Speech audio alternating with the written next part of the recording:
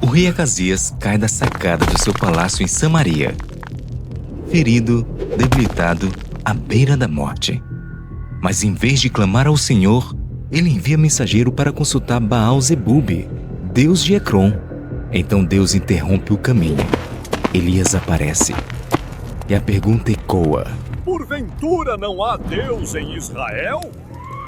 A sentença é direta. Você não se levantará dessa cama. Você morrerá. O rei furioso envia soldados para prender o profeta. Vá e capture Elias!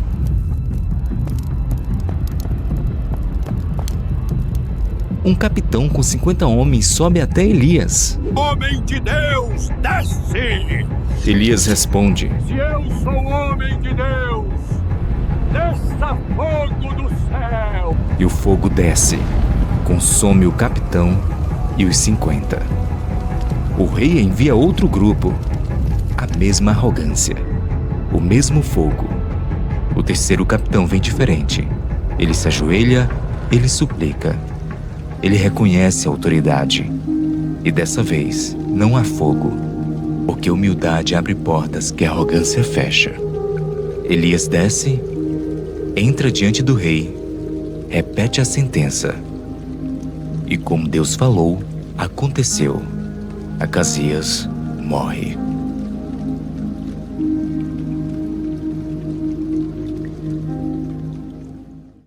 No capítulo 2 de 2 Reis, acontece simplesmente uma das cenas mais cinematográficas da Bíblia. O profeta Elias acorda sabendo que aquele seria seu último dia na terra, mas não seria qualquer despedida, seria a despedida. Eliseu, seu fiel aprendiz, gruda em Elias e diz: não te largo por nada. Eles caminham juntos, até chegar ao rio Jordão. Ali, Elias bate com sua capa e as águas se abrem ao meio. E então, do nada, um redemoinho, um carro de fogo, cavalos de fogo. Elias sobe ao céu em grande estilo. Eliseu fica, mas também herda a capa do mestre. Ele testa o poder, bate no rio, e o Jordão abre de novo. Agora é oficial. O discípulo virou protagonista. Mas o capítulo ainda guarda duas cenas inesperadas. Ele purifica águas ruins jogando sal, e também uns jovens zombam dele. E o resultado? Duas ursas aparecem, então um susto histórico. Este é um capítulo sobre sucessão, poder de Deus e respeito. Quando um servo fiel parte, Deus já está levantando outro.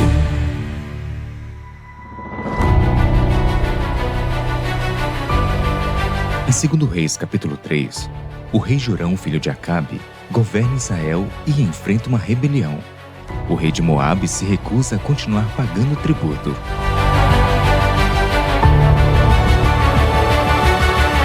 Para combater Moabe, Jorão forma uma aliança improvável com Josafá, rei de Judá, e o rei de Edom. Os três exércitos atravessam o deserto, mas ficam sem água, à beira da morte. Desesperados, procuram o profeta Eliseu, que declara: assim diz o Senhor, este vale se encherá de valas, mas vocês não verão vento nem chuva. Durante a noite, a água surge milagrosamente, enchendo o vale. Ao amanhecer, os moabitas veem o reflexo vermelho da água e pensam que os reis se mataram.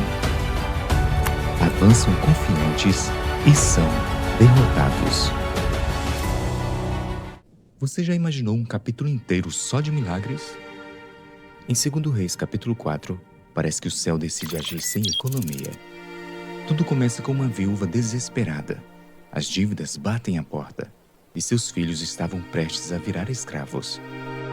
Vão levar meus filhos como escravos. O que você tem em casa? Só um pouco de azeite. Então peça muitas vasilhas. Mas quando Deus entra na história, o pouco vira muito. Vasilha após vasilha, o azeite não parava de descer. Só parou quando não havia mais espaço. Depois encontramos uma mulher generosa. Ela constrói um quarto para o profeta e recebe uma promessa inesperada. Ano que vem você terá um filho. E teve. Ele está tão feliz com você. Mas anos depois, o menino adoece e morre. Mas aquela mãe não aceita o fim da história. Ela corre até o profeta. Meu filho morreu! Meu filho morreu! Eliseu ora e, de repente, o menino abre os olhos. E o capítulo ainda não acabou. Homem de Deus, a morte na panela! Uma panela envenenada vira refeição segura. Olhe, a sopa está mudando.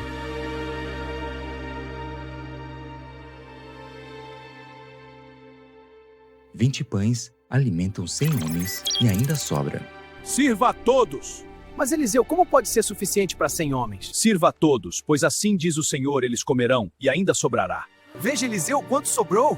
Segundo Reis, capítulo 4, nos mostra algo poderoso. Deus cuida das dívidas, da estabilidade, da fome, do perigo e até da morte. Nada é pequeno demais, nada é impossível demais.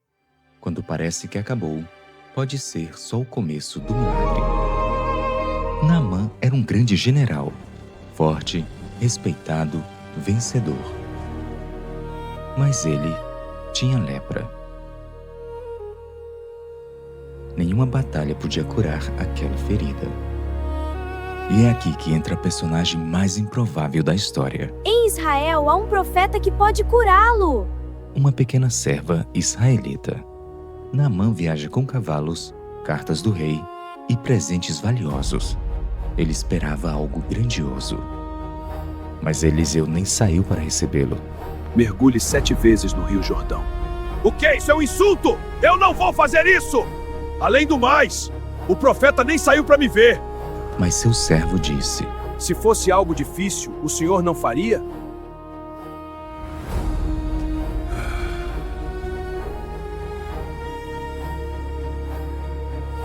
Naamã desce até o Jordão.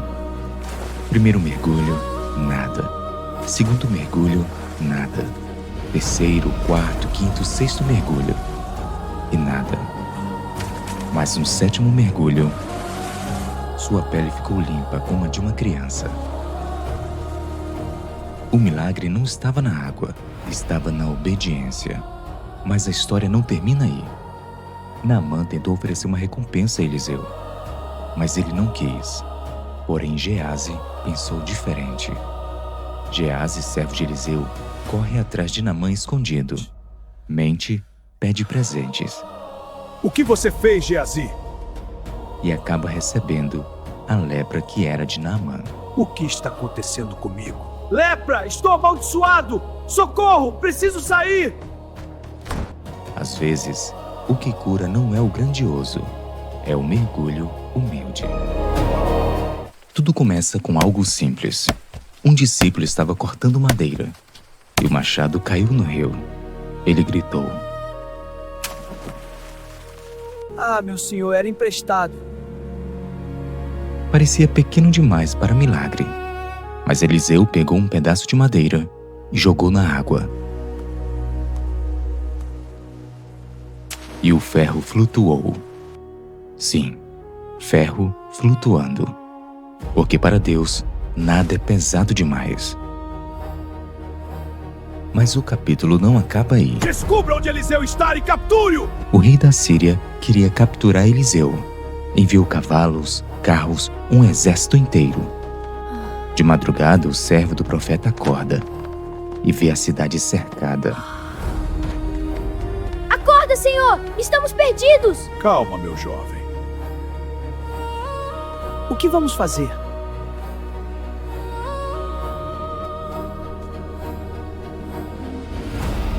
Mas Eliseu ora. Senhor, abre os olhos dele para que veja. Então o servo vê um exército invisível protegendo o profeta. Porque quem está com Deus nunca está sozinho. Samaria estava cercada, sem comida, sem esperança, sem saída. A fome era tão grande que o desespero tomou conta da cidade.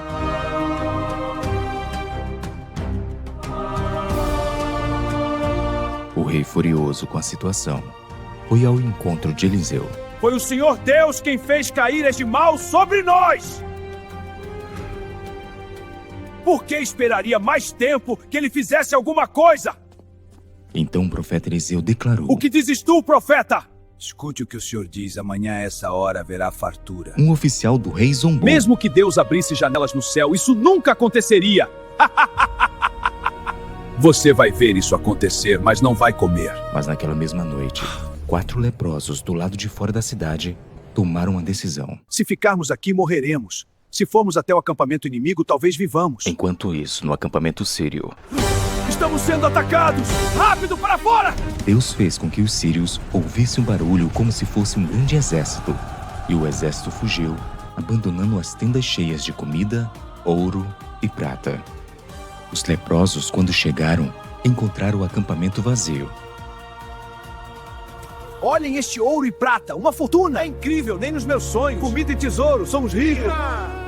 Não é certo guardar isso só para nós. Então, eles avisaram a cidade. Não podemos ficar calados, vamos falar para toda a cidade. O povo! Os soldados sírios foram embora! Estamos salvos! A cidade está livre! O oficial que duvidou viu a profecia se cumprir, mas não pôde desfrutar dela. Porque quando Deus decide agir, uma noite é suficiente para mudar tudo. O capítulo começa nos relembrando da mulher sunamita, a qual passou 7 anos em terras filisteias por conta da fome que assolava sua região. Ao voltar para casa, viu suas terras ocupadas e foi reivindicá-las ao rei. No momento em que ela chega ao palácio, Geazi estava justamente falando do milagre que Eliseu realizou na vida da mulher, ressuscitando seu filho. Coincidência? Não. Providência. O rei devolve tudo com juros de 7 anos. Na sequência, o capítulo muda de tom. Eliseu vai até Damasco. O rei da Síria está doente. Seu servo, Azael, pergunta ao profeta: O rei da Síria enviou-me para saber se ele vai ficar curado de sua doença. Eliseu responde algo estranho. Vá e diga que ele ficará bem da doença, no entanto morrerá.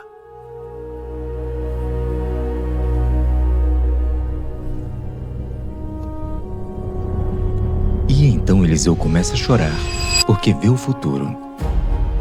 Vê Azael se tornando rei e trazendo sofrimento para Israel. Por que meu senhor está chorando? Porque sei o mal que fará aos israelitas. Como? Num passo de um cão? O senhor me mostrou que você se tornará rei da Síria. Azael volta e no dia seguinte sufoca o rei. Segundo Reis, capítulo 8, mostra algo profundo. Deus restaura, mas também revela. E o futuro pode ser conhecido, mas as escolhas continuam sendo humanas. Vá a Ramote Gileade e unja Jeú como rei. Eliseu manda um jovem profeta com uma missão secreta: encontrar Jeú. Traga uma mensagem para ti, comandante. Para qual de nós? Para ti, comandante. Assim diz o Senhor, o Deus de Israel: eu estou ungindo o rei de Israel. E o ungir como rei. Missão dada. Revolução iniciada. Jeú sobe em sua carruagem e dirige como louco. Estou vendo tropa! O rei Jorão sai para encontrá-lo. Você vem em paz, Jeú? Como pode haver paz com tanta idolatria? Jorão percebe que ele quer matá-lo e tenta fugir. Então, dispara uma flecha. Acerta o rei Jorão e ele cai. A antiga profecia começa a se cumprir. Mas ainda falta alguém, Jezabel. Ela se arruma, olha pela janela do palácio e desafia Jeú lá de cima. Como vai, assassino? Jeú grita: Quem de você está do meu lado? Jogue essa mulher para baixo! Alguns oficiais olham e a empurram. E assim termina um reinado que desafiou Deus, porque quando Deus declara algo, pode demorar, mas não falha.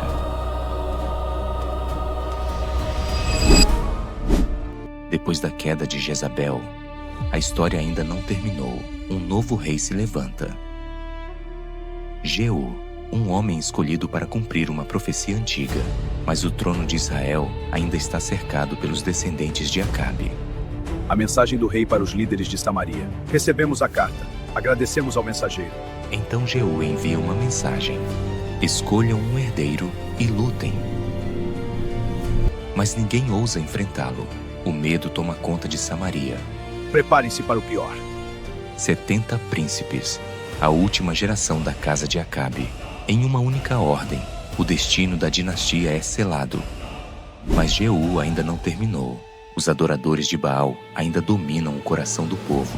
Então ele faz algo inesperado. Convoca todos. Venham, vamos fazer um grande culto a Baal. Avante, entrem no templo! Sim, Senhor! Purifiquem tudo! O templo fica cheio. Sacerdotes, seguidores, multidões. Mas era uma armadilha. As portas se fecham, soldados entram e o templo de Baal cai para sempre. Porque quando Deus decide cumprir sua palavra, nenhum reino pode impedir. Mas mesmo os instrumentos de justiça precisam obedecer completamente. Quando o rei morreu, o reino mergulhou nas sombras. Uma mulher tomou o poder. Agora o trono é meu. Atalia. Para garantir o trono, ela tomou uma decisão cruel: eliminar toda a linhagem real. Parecia o fim da promessa feita à casa de Davi. Precisamos esconder o menino. Mas em meio ao caos, um bebê foi salvo, escondido no lugar mais improvável: o templo. Seu nome era Joás. Durante 6 anos, o verdadeiro rei viveu em segredo. Chegou a hora. Enquanto isso, o sacerdote Joiada preparava um plano. Guardas tomam posição. E então, o menino é trazido para fora. Uma coroa é colocada em sua cabeça. Do palácio, Atalia ouve o clamor. Ela corre para o templo e grita: Traição! Traição! Traição! Mas o destino já estava escrito, porque quando Deus preserva uma promessa, nenhum reino inteiro pode destruí-la. Segundo Reis 11, é uma história de conspiração, coragem e um rei escondido que mudou tudo. Quando Judá precisava de esperança, um rei improvável subiu ao trono.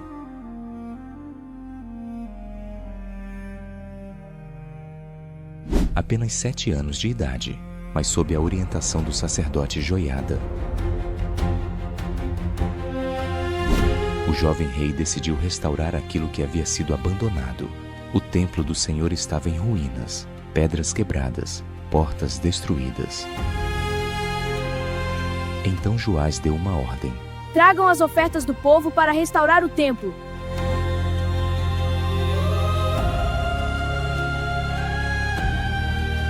Uma caixa foi colocada ao lado do altar, e o povo respondeu.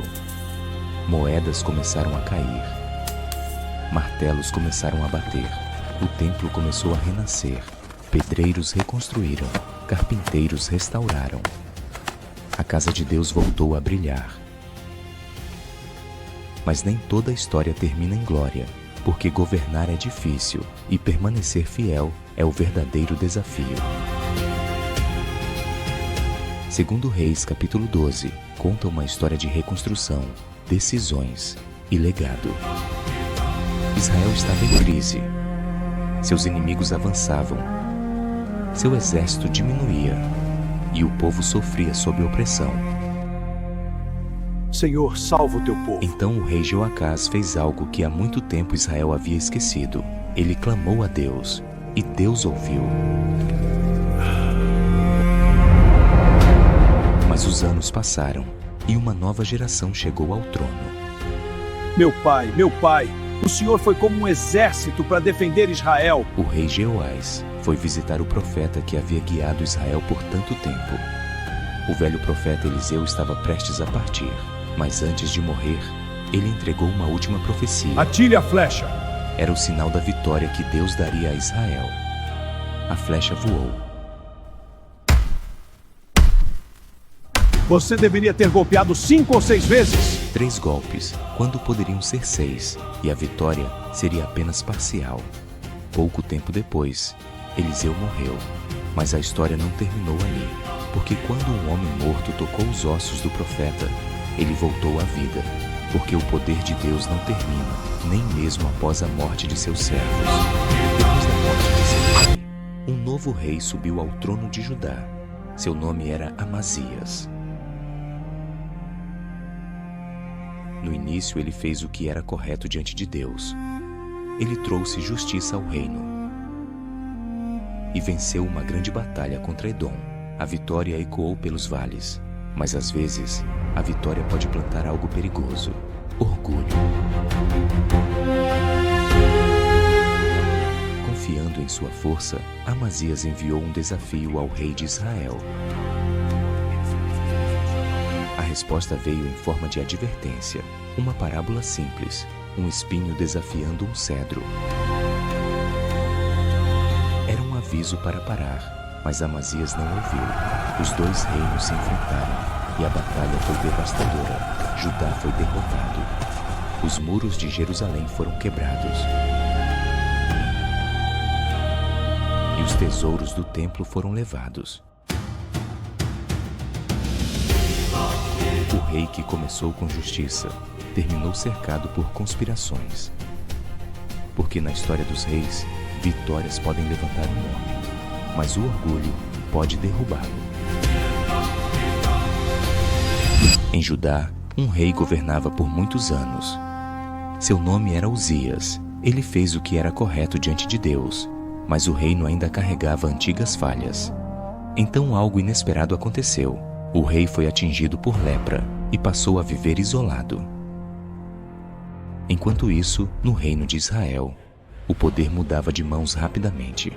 Depois do reinado de Jeroboão II, uma sequência de reis subiu ao trono e caiu quase tão rápido quanto chegou. Traição, guardas! Zacarias foi assassinado. Salum reinou apenas 1 mês. Então Menahem tomou o poder pela força. Para manter o trono, pagou tributo ao poderoso rei da Assíria. Reis se levantavam, conspirações surgiam, e o reino continuava se afastando de Deus. Segundo Reis 15, conta uma história de tronos instáveis, ambição e um reino que perdeu seu caminho. Segundo Reis 16, encontramos uma história de escolhas, alianças perigosas e um reino que começou a se afastar da luz. Em Judá, um novo rei subiu ao trono. Seu nome era Acaz. Mas diferente de seus antepassados, ele não andou nos caminhos de Deus. Ídolos foram levantados e até mesmo práticas terríveis foram trazidas para o reino. Enquanto isso, os inimigos se aproximavam. Os reis da Síria e de Israel marcharam contra Jerusalém. O medo tomou conta do reino. Então Acaz tomou uma decisão. Ele enviou mensageiros ao poderoso rei da Síria e disse: Eu sou teu servo, vem salvar-me. Para conseguir ajuda, ele enviou o ouro e a prata do templo do Senhor. Mas isso não foi tudo. Quando Acaz viu um altar pagão em Damasco, ele ordenou que um igual fosse construído em Jerusalém. E o altar do Senhor foi colocado de lado. Quando um rei abandona o caminho de Deus, todo o reino sente as consequências.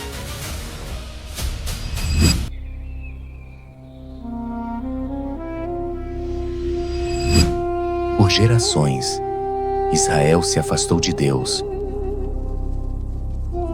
Profetas foram enviados, advertências foram dadas, mas o povo não ouviu. Voltem para o Senhor!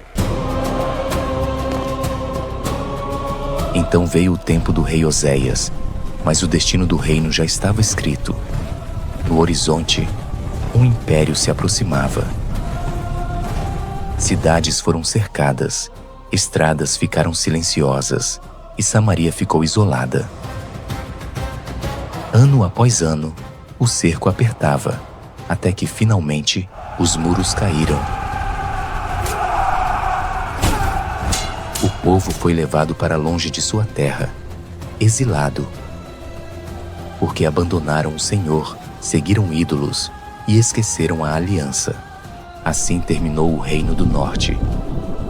Segundo Reis 17 nos conta, não apenas a queda de uma cidade, mas o fim de uma nação. Segundo Reis 18, vemos o início de uma das maiores crises de Jerusalém. Em meio a reis que se afastavam de Deus, um homem decidiu fazer diferente. Seu nome era Ezequias. Destruam esses ídolos! Ele destruiu os ídolos, derrubou os altares pagãos e chamou o povo de volta ao Senhor. Durante anos, Judá viveu em paz, mas no horizonte, um império se levantava. A Assíria. Cidades começaram a cair. Exércitos marcharam pela terra e, finalmente, o poderoso rei Senaqueribe cercou Judá. Suas tropas chegaram às portas de Jerusalém. Meu rei, Jerusalém ainda resiste. Então amanhã suas muralhas cairão e nenhum Deus poderá salvá-los. E enviaram um mensageiro para intimidar o povo. Não confie em Ezequias! Mas aquela história ainda não havia terminado. Porque quando tudo parece perdido, a fé pode mudar o destino de uma nação.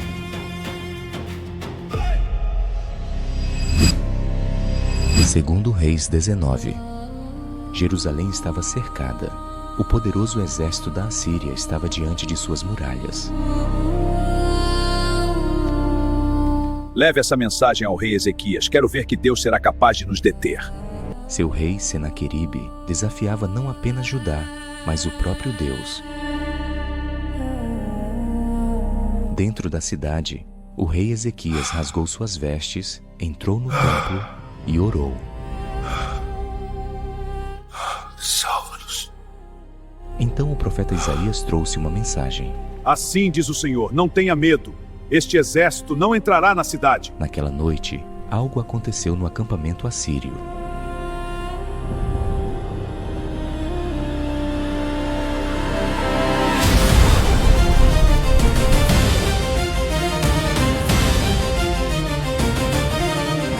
Um anjo do Senhor havia passado pelo acampamento, e o poderoso império foi derrotado, sem que Jerusalém levantasse uma espada. Quando o sol nasceu, os soldados estavam mortos.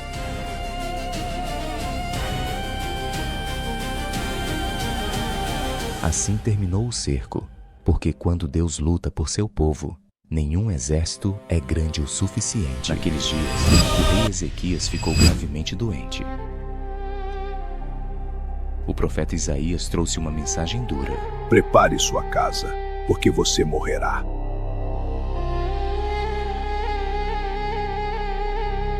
O rei virou o rosto para a parede e chorou diante de Deus. Senhor, lembra-te de mim.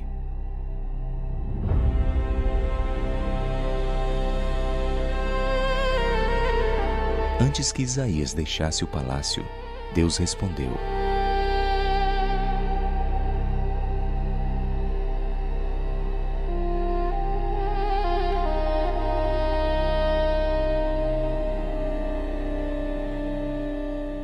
Assim diz o Senhor, ouvi a tua oração e vi as tuas lágrimas. Eu o curarei. Daqui a 3 dias você subirá ao templo do Senhor. Acrescentarei 15 anos à sua vida. Mas Ezequias pediu um sinal. A sombra do relógio solar voltou para trás. O tempo retrocedeu. Um milagre diante dos olhos de todos. Mas nem tudo terminou bem. Mensageiros da Babilônia vieram visitar Jerusalém, e Ezequias mostrou a eles todos os tesouros do reino. Então Isaías trouxe uma nova profecia. Um dia tudo isso será levado. Segundo Reis, capítulo 20, é um capítulo de milagre, mas também de advertência. Depois do reinado fiel de Ezequias, um novo rei subiu ao trono. Seu nome era Manassés, mas diferente de seu pai, ele levou Judá para caminhos sombrios. altares pagãos foram erguidos novamente. Ídolos apareceram até dentro do templo do Senhor. Práticas proibidas se espalharam pela terra. Feitiçaria, adivinhações e até sacrifícios humanos. Jerusalém se encheu de violência. Então Deus falou por meio dos profetas. Por causa dessas coisas, o juízo virá. Depois de muitos anos, Manassés morreu e seu filho Amon assumiu o trono, mas ele seguiu os mesmos caminhos perversos. Seu reinado durou pouco, porque seus próprios servos conspiraram contra ele. Segundo Reis 21, mostra uma geração que esqueceu o caminho de Deus. Judá vivia tempos difíceis. Depois de muitos reis que se afastaram de Deus, um novo rei subiu ao trono. Seu nome, Josias. Ele ainda era muito jovem, mas decidiu fazer o que era certo. Anos mais tarde, durante a restauração do templo, algo inesperado aconteceu. O sumo sacerdote Hilquias encontrou um antigo pergaminho. Encontrei o livro da lei. Palavras que haviam sido esquecidas por gerações. Quando o livro foi lido diante do rei, Josias rasgou suas vestes, porque percebeu algo terrível. O povo havia se afastado dos caminhos de Deus. Então o rei enviou mensageiros para buscar orientação, e a resposta foi clara: juízo viria sobre a terra, mas por causa do coração humilde de Josias, ele veria dias de paz. Segundo Reis 22 relata o dia em que a palavra de Deus foi redescoberta. Povo de Judá, este é o livro da aliança. Diante de todo o povo, o rei Josias se levantou e leu o livro da lei. Assim diz a lei do Senhor. Ali ele fez uma aliança com Deus. Seguiremos o Senhor. Seguiremos o Senhor! Seguiremos o Senhor! Seguir seus mandamentos de todo o coração. Então começou uma grande mudança. Altares foram destruídos, ídolos foram queimados, lugares pagãos foram derrubados por toda a terra. Nada ficou de pé. Josias purificou Judá e trouxe o povo de volta ao Senhor. Depois disso, uma celebração foi restaurada, a Páscoa, como não se via há gerações. Mas mesmo com tudo isso, o juízo ainda viria. Segundo Reis capítulo 23, mostra uma reforma poderosa, mas com consequências inevitáveis.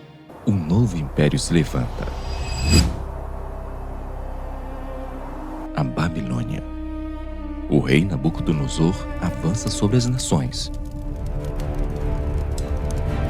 E Judá está em seu caminho.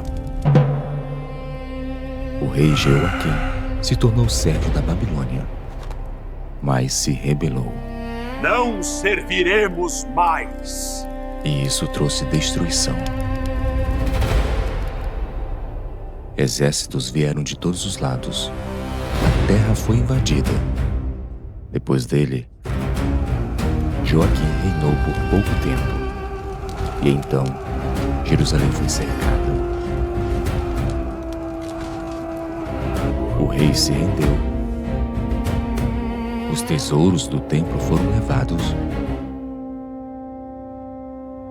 E o povo foi levado cativo. Assim começou o exílio. Em 2 Reis, capítulo 24, vemos o início do fim de Judá. O cerco havia durado meses. A fome tomou conta da cidade. As ruas ficaram vazias. E a esperança desapareceu. Então, numa noite silenciosa, os muros foram rompidos. O rei tentou fugir, mas foi alcançado. Você vem conosco. E levado diante do rei da Babilônia.